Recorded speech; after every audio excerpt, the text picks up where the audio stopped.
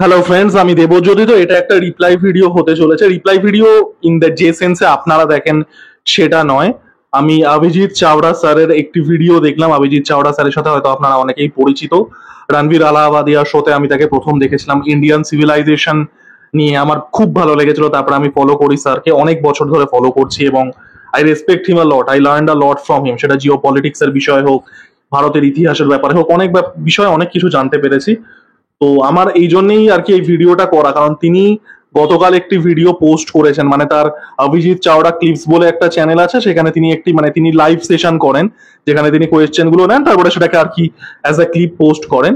তো সেই ক্লিপসে তিনি দেখলাম তিনি সত্যজিৎ রায়কে আর কি বলেছেন যে হি ওয়াজ বেসিক্যালি আ পোভার্টি মার্চেন্ট। ঠিক আছে, তাকে কোয়েশ্চেন করা হয়েছিল যে এই যে সত্যজিৎ রায়ের মতো যারা ডাইরেক্টর, যারা পথের পাঁচালীর মতো সিনেমাতে দারিদ্রতা দেখিয়ে বা মানুষের যন্ত্রণা দেখিয়েছে, এবং পরবর্তীকালে স্লামডগ মিলিয়নেয়ার সিনেমাটাও আমরা দেখেছিলাম যে ভারতবর্ষের দরিদ্রতা বা মানুষের যন্ত্রণা দেখিয়ে অস্কার জিতেছে বা বাইরে পুরস্কার পেয়েছে, সেটা কোথাও গিয়ে ইন্ডিয়ার ইমেজ খারাপ করছে কিনা। এবং সেখানে গিয়ে অভিজিৎ চাওদা স্যার বলেন যে তিনি সত্যজিৎ রায়ের সিনেমা পছন্দ করেন না, সে নাই করতে পারেন, সেটা তার ব্যক্তিগত বিষয়। বাট তারপরে তিনি যেগুলো বলেন বেসিক্যালি যে সত্যজিৎ রায় এই ওয়েস্টের থেকে বাহবা পাওয়ার জন্য তিনি এই জাতীয় সিনেমা বানাতেন, এবং তিনি আর কি এই জাতীয় সিনেমা তিনি দেখে তার কোনো এন্টারটেনমেন্ট ভ্যালু তার তিনি পান না, সেটা আবারও তার পার্সোনাল বিষয়। এবং সত্যজিৎ রায় বেসিক্যালি এই মানুষের দরিদ্রতা, মিজারি এইগুলো দেখাতো, এবং যেহেতু ইন্ডিয়ার একটা খারাপ ইমেজ তৈরি করতো, তো তাই জন্য তাকে অস্কার দেওয়া হয়েছিল। দেখুন, এই স্টেটমেন্টটা শুনে আমার খুব খারাপ লাগলো, এবং আবারও আমি বলবো I learn a lot from Abhijit Chawda sir. আপনারাও তার অন্যান্য ভিডিও দেখতে পারেন। খুবই শিক্ষিত মানুষ, খুবই শিক্ষিত, এবং সেই জন্যই খারাপ লাগে যে এখন এত শিক্ষিত একজন মানুষ তিনি এত ন্যারো, এত ওয়ান ডাইমেনশনাল স্টেটমেন্ট কি করে করেন। প্রথমত, পথের পাঁচালী, যদি কেউ বলে পথের পাঁচালী সিনেমাটা শুধুমাত্র মানুষের দারিদ্রতা আর মানুষের যন্ত্রণা দেখাচ্ছে, তাহলে তার থেকে বেশি বড় কি বলবো, সে তাকে মূর্খ বলতে হবে, তাকে অনেস্টলি মূর্খ বলতে হবে। আর দেখুন, এই অভিযোগগুলো কিন্তু নতুন নয়। এই যে অভিযোগগুলো এখন উঠছে যে সত্যজিৎ রায়ের মতো ডাইরেক্টর বা মৃণাল সেন যখন আকালের সন্ধানের মতো সিনেমা বানিয়েছেন, পরবর্তীকালে ড্যানি বয়েল স্লামডগ মিলিয়নেয়ার বানিয়েছেন, যে এরা ইন্ডিয়ার এই দরিদ্রতা দেখিয়ে, দুঃখ কষ্ট যন্ত্রণা দেখিয়ে আর কি একটা খারাপ ইমেজ ইন্ডিয়ার তুলে দেয়। এটা কিন্তু এর আগেও এটা অনেকবার উঠেছে, এটা অভিজিৎ চাওড়া স্যার প্রথম নন। ঠিক আছে, এইরকম সিনেমার একটা নামই ছিল, ওয়েস্টে এই জাতীয় সিনেমার একটা নামই ছিল, ডিরোগেটরি টার্ম ইউজ করা হতো, সেটাকে বলা হতো পোভার্টি পর্ন। পোভার্টি পর্ন, এটা পথের পাঁচালীর ক্ষেত্রেও বলা হয়েছে, মৃণাল সেনের বিভিন্ন সিনেমা, পরবর্তীকালে স্লামডগ মিলিয়নেয়ার যখন হয়েছে তখনও এই টার্মগুলো কিন্তু ঘুরে ফিরে এসেছিল। তো এটা প্রথমবার নয় এরকম অভিযোগ উঠলো। তো সত্যজিৎ রায়ের গ্লোবালি সব থেকে ওয়েল নোন সিনেমা হচ্ছে পথের পাঁচালী। ঠিক আছে, পথের পাঁচালীর 3টে পার্ট, বেশ প্রথম সিনেমাটা সব থেকে ফেমাস। পথের পাঁচালী কি শুধুমাত্র মানুষের দারিদ্রতার গল্প? হ্যাঁ, সেখানে একটা দরিদ্র ব্রাহ্মণ পরিবারকে দেখানো হয়েছে। কেন দেখানো হবে না? সেটা কোন সময়ের গল্প বলছে? সিনেমাটা 1955 সালে বেরিয়েছিল, তখন ভারত স্বাধীন হয়ে সবে আর কি ঘুরে দাঁড়াচ্ছে, আস্তে আস্তে আর কি বেবি স্টেপস নেওয়া শুরু করে। 7-8 বছর আগে তার স্বাধীন হয়েছে ভারতবর্ষ। গল্পটা বলছে 1920 সালে, 1920s এর। পথের পাঁচালী 1920s-এ বিভূতিভূষণ বন্দ্যোপাধ্যায় প্রকাশ করেন, এবং তার নিজের যে জীবন ছিল, তার নিজের জীবন, তিনি তার নিজের জীবন থেকে অনেক এলিমেন্ট অ্যাড করেন। তিনি নিজে দরিদ্র পরিবারে জন্মেছিলেন, গ্রামে বড় হয়েছিলেন। এবং আপনারা যদি পথের পাঁচালী গল্পটা অ্যাকচুয়ালিতে পড়ে দেখেন বা সিনেমাটাও দেখেন, সিনেমাটাতে লাস্টের পার্টটা, অক্রুশ সংবাদ পার্টটা বাদ দেওয়া হয়। মেনলি বল্লালি বালাই আর আমাটির ভেপু, এই দুটো পার্টেই ফোকাস করা হয়। তো তিনি নিজে গ্রামের একটি দরিদ্র পরিবারে বড় হয়েছিলেন, তিনি পৃথিবীটা যেভাবে দেখেছিলেন এটা সেইভাবের গল্প। এবং 1920s-এ একটা সাধারণ গ্রাম বাংলার মানুষের ওই অবস্থা ছিল। ব্রিটিশরা তীব্রভাবে শোষণ করত, সবকিছু লুট করে নিয়ে চলে গেছে। সেই সময়কার একটা গ্রামের মানুষের, শহরে থাকলে তাও বিষয়টা একটু আলাদা হতে পারে, সেই সময় একটা গ্রামের মানুষের ওটাই অবস্থা ছিল।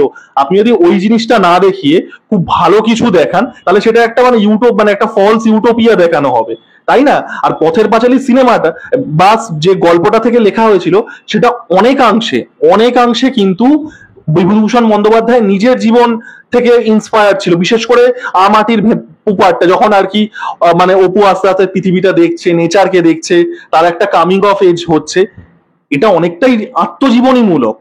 এটা মানে বানানো গল্প নয়। এবং আপনি যদি পথের পাঁচালী গল্পটা পড়েন বা সিনেমাটা দেখেন, it is about finding small happinesses, যে মানুষের জীবনে যন্ত্রণা আছে, দুঃখ আছে, কিন্তু আপনি ছোট ছোট খুশি খুঁজে নিচ্ছেন, যে গাছের থেকে ফল পেড়ে খাচ্ছেন, বা একটা হয়তো খুব সুন্দর কোনো দৃশ্য দেখলেন, ট্রেন ট্রেন দেখলেন। এই যে ছোট ছোট হ্যাপিনেস, মানুষের জীবনে যন্ত্রণা থাকবে, দুঃখ থাকবে, বাট আপনাকে ছোট ছোট হ্যাপিনেস খুঁজে নিতে হবে। পথের পাঁচালী অ্যাকচুয়ালিতে খুব অপটিমিস্টিক একটা মানুষের গল্প, মানুষের জীবনের খুব অপটিমিস্টিক একটা জীবন দর্শন দেখায়। কেউ যদি এটাকে বলে এটা পোভার্টি পর্ন, এটা শুধুমাত্র মানে গরিব মানুষের দুঃখ দেখিয়ে বিদেশ থেকে পুরস্কার আনছে, অনেস্টলি মানে খুব ওয়ান ডাইমেনশনাল একটা বিষয়। আর পথের পাঁচালী একটা একটা টাইপের cinema. Satyajit Ray cinema direction দিয়েছিলেন 36 বছর, 1955 সাল থেকে 1991 সাল অব্দি, পথের পাঁচালী থেকে আগন্তুক। তিনি প্রচুর সিনেমা এরকম ছিল যেখানে এটার উল্টো সাইডও দেখিয়েছিলেন, মানে উচ্চবিত্ত মানুষের গল্প বলেছিলেন। চারুলতা কোন সোশিও ইকোনমিক মানুষের গল্প বলছে? সেখানে তো দেখাচ্ছে মাধবী মুখোপাধ্যায় একজন জমিদার পরিবারের বউ। বেসিক্যালি এই যে তার সোশিও ইকোনমিক কন্ডিশনটা, এই যে সে বড় লোক, তাকে কোনো কাজ করতে হয় না, এটা পার্ট অফ তার ক্যারেক্টার, তাই জন্য সে আরো বেশি একাকিত্বে ভুগছে, তার ওই জীবনের স্ট্রাগলটা নেই, তাকে কিছু কাজ করতে হচ্ছে না, it is part of that. Jalsaghar আপনারা দেখে নিন, আপনারা শাখা প্রশাখা দেখে নিন, আগন্তুক দেখে নিন। না, শাখা প্রশাখা আই থিঙ্ক এসেছিল 1982-1983 সালে, আগন্তুক এসেছিল 1991 সালে। সেখানে যে লাইফস্টাইল গুলো দেখানো হয়েছে ওইখানকার মানুষদের, কটা বাঙালি মানুষ সেই সময় 80-এর দশকে 90-এর দশকে ওই লাইফস্টাইলটা অ্যাফোর্ড করতে পারতো? সেটা সেই সময়কার হিসেবে উচ্চবিত্ত বাঙালির গল্প বলছে। আগন্তুক সিনেমাটা পুরো গল্পটাই উৎপল দত্তের ক্যারেক্টারটাকে নিয়ে, যে একজন গ্লোব ট্রটার। 1991 সালে বাংলার কটা মানুষ সারা পৃথিবী ঘুরে বেড়াচ্ছিল? 1991 গুলি মারুন, 2025 সালে কটা বাঙালি মানুষ সারা পৃথিবী ঘোরা অ্যাফোর্ড করতে পারবে? এইগুলোই তো দেখিয়েছে। আবার অরণ্যের দিন রাত্রি আপনারা দেখুন, ওই রকম ভাবে বন্ধু বান্ধবদের সাথে গাড়ি নিয়ে গিয়ে পিকনিক করা 1970-এর দশকে কটা বাঙালি ফ্যামিলি অ্যাফোর্ড করতে পারতো? এগুলো তো উচ্চবিত্ত মানুষদের গল্প। তিনি 36 বছরের জীবনে, তার 36 বছরের সিনেমার জীবনে তিনি অনেক রকমের গল্প বলেছেন। তিনি গুপি গাইন বাঘাবাইনের মতো সিনেমা করেছেন, যেটা বেসিক্যালি একটা সুপার হিরো অরিজিন স্টোরি। সেখানে তো রাজা রাজরাদের গল্প বলছে, বিত্তশালী জীবন, সব সিংহাসনে তার চেয়ে দামি দামি হিরে জহরত পড়ে আছে, তিনি সেগুলোও দেখাচ্ছেন, হীরক রাজার দেশে দেখাচ্ছেন। তিনি 36 বছরের কেরিয়ারে বিভিন্ন জিনিস করেছেন। পথের পাঁচালীর তার ট্রিটমেন্ট ওরকম ছিল, কারণ পথের পাঁচালী ওটা ডিমান্ড করে। সেটা 1920s এর একটা গরিব বাঙালি, একটা গ্রামের মানুষের ফ্যামিলির গল্প বলছে, অপুরের ফ্যামিলির গল্পটা। সেই সময়কার মানুষের ওই অবস্থাই ছিল। তিনি প্রত্যেকটা সিনেমাতে দারিদ্রতা দেখিয়ে মানে পুরস্কার আনেননি, মানে এটা খুবই আর কি জেনারেলাইজড একটা স্টেটমেন্ট। এবং আরো একটা কথা, এই তো গেল সিনেমা, আপনারা সত্যজিৎ রায়ের লেখাতে আসুন, কারণ সত্যজিৎ রায়ের তো দুটো দিক আছে, একটা সিনেমা আর একটা তার সাহিত্য। সত্যজিৎ রায় সৃষ্টি করা কোন সাহিত্য চরিত্র, ফেলুদা হোক, ফেলুদা হোক, কি বলে প্রফেসর শঙ্কু হোক, চারিণী খুড়ো হোক, কোন ক্যারেক্টারটা গরিব? ফেলুদা কি গরিব? ফেলুদার ক্যারেক্টারটা সেই সময় দেখুন, ফেলুদা 1960s থেকে লেখা শুরু হয়েছিল, সেই সময় কটা মানুষ ফেলুদার লাইফস্টাইল অ্যাফোর্ড করতে পারতো? এটা সিনেমাতে দেখায় না, গল্প যারা পড়েছেন তারা বুঝতে পারবেন। সেই সময় ফেলুদার ফি ছিল এক একটা কেস সলভ করার জন্য 2000 টাকা। সেই সময় 2000 টাকার ভ্যালু বুঝতে পারছেন? গরিব ছিল ফেলুদা। লালমোহন বাবুকে দেখাচ্ছে, লালমোহন বাবু সেই সময়কার বেস্ট সেলিং অথার, সেই সময় সে বই বেচে, সেই সময়কার যে টপ অফ দ্য লাইন গাড়ি অ্যাম্বাসাডার, আপনারা দেখবেন লালমোহন বাবু সবুজ অ্যাম্বাসাডার খুব ফেমাস, গল্পে বারবার ফিরে আসে, তিনি সেটা কিনে ফেলছেন। এরা গরিব ছিল? আমরা যদি বাংলা সাহিত্যের দুটো মেন মানে সব থেকে আইকনিক গোয়েন্দা ক্যারেক্টার কম্পেয়ার করি, ব্যোমকেশ বক্সী এবং ফেলুদা, আর্থসামাজিক দিক দিয়ে ফেলুদা অনেক ওপরে ব্যোমকেশ বক্সীর থেকে। ফেলুদার যথেষ্ট ল্যাভিশ লাইফস্টাইল সেই সময়কার হিসেবে। আপনারা যদি দেখেন, ছুটি কাটাতে এখানে চলে যাচ্ছে, ওখানে চলে যাচ্ছে, কটা মানুষ অ্যাফোর্ড করতে পারতো? তিনি সেগুলো দেখাননি। তিনি তো দেখিয়েছেন, সিনেমাতেও দেখিয়েছেন, লেখাতেও দেখিয়েছেন। তিনি তো শুধু পথের পাঁচালীতে গরিব মানুষের গল্প দেখাননি, এগুলো তো ইকুয়ালি। পথের পাঁচালী যতটা সত্যজিৎ রায়ের সৃষ্টি, ফেলুদাও ততটাই সত্যজিৎ রায়ের সৃষ্টি। He did different things in different Times, তার সেটা ডিমান্ড ছিল। প্রফেসর শঙ্কু গরিব ছিলেন, তারিণী খুড়ো গরিব ছিলেন। আপনারা এই ক্যারেক্টারগুলোর ডেসক্রিপশন দেখবেন তো, প্রফেসর শঙ্কু তার মানে তার বাড়িতে, তার গিরিডির একটা অত বড় বাড়িতে তিনি পৃথিবীর সমস্ত ইনভেনশন করছেন, বিনা পয়সায় হচ্ছে।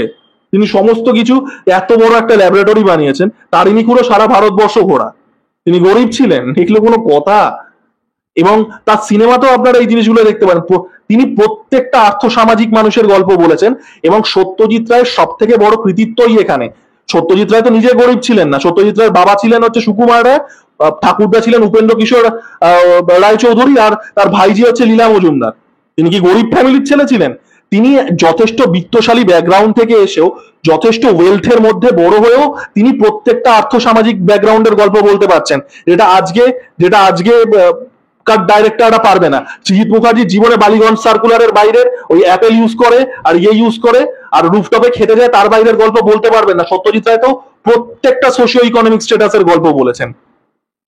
তো মানে খুব জেনারেলাইজড একটা স্টেটমেন্ট। আমি আবারও বলবো, আমি অভিজিৎ চাওড়া স্যারকে ফলো করি, অনেক কিছু শিখেছি, বাট এই ব্যাপারে বলতে হবে এই ভিডিওটা দেখে আমার খুব খারাপ লাগলো, স্পেশালি একজন এত শিক্ষিত মানুষের থেকে। যে তাহলে বলতে হবে যে তার মানে ফিল্ম লিটারেসিটা নেই। আনফর্চুনেটলি শুনতে খারাপ লাগলো, কারণ অন্য ব্যাপারে হয়তো অনেক লিটারেসি আছে, অনেক জ্ঞান আছে, আমার থেকে হাজার হাজার গুণ বেশি, বাট সিনেমা জিনিসটায় না তার জ্ঞানটা নেই, এটা মানে পরিষ্কার হয়ে গেল। তিনি যদি এটা বলেন যে সত্যজিৎ রায় বিদেশি মানে মানে বিদেশকে কেটার করতে, ওয়েস্টকে কেটার করতে ইন্ডিয়া শুধু দারিদ্রতা দেখিয়ে অস্কার পেয়েছেন, এটা মানে বলতেই হবে ফিল্ম লিটারেসি নেই। তিনি সত্যজিৎ রায় আদেও কটা সিনেমা দেখেছেন বা কতটুকু তার সিনেমা ইন জেনারেল সম্পর্কে আইডিয়া আছে, এটা কিন্তু প্রশ্ন উঠেই যাবে। তো খুব খারাপ লাগলো, এমন একটা মানুষ যাকে আমি শ্রদ্ধা করি, এত এডুকেটেড একটা মানুষ যদি এরকম মন্তব্য করেন। এবং আপনারা অভিজিৎ চাওড়ার অন্য ভিডিও দেখে নিন, এই নয় যে লোকটার জ্ঞান নেই, তিনি বাঙালিদের সম্পর্কেই অনেক ভালো ভালো ভিডিও বানিয়েছেন। বাঙালিদের এই যে বাঙালি জাতি, বাঙালিরা এই যে ভারতবর্ষের একটা ইউনিক জাত, তারা কোথা থেকে এলো? অভিজিৎ চাওড়ার ভিডিও আছে পুরনো, খুঁজে দেখবেন, সেখানে বুঝতে পারবেন লোকটার শিক্ষা কতটা। তো আনফর্চুনেট এরম একটা মন্তব্য করাটা মানে একদমই গ্রেসফুল নয়। তো আপনাদের কেমন লাগলো ভিডিওটা জানাবেন, আপনাদের কি মতামত? এই যে সত্যজিৎ রায়ের এই যে অভিযোগটা বারবার করে, এটা প্রথম নয়, যেটা আমি ভিডিও শুরুতেই বললাম যে এই পোভার্টি পর্নের অ্যালিগেশনটা অনেকবার উঠেছে সত্যজিৎ রায়ের। আপনাদের কি মনে হয় যে সত্যজিৎ রায় পোভার্টি পর্ন বানাতেন, না তিনি সবকটা আর্থসামাজিক মানুষের গল্প বলেছেন, নিজে বিত্তবান ফ্যামিলি থেকে এসেও? তো জানাবেন, লাইক কমেন্ট এবং সাবস্ক্রাইব করে আমার পাশে থাকুন। ধন্যবাদ।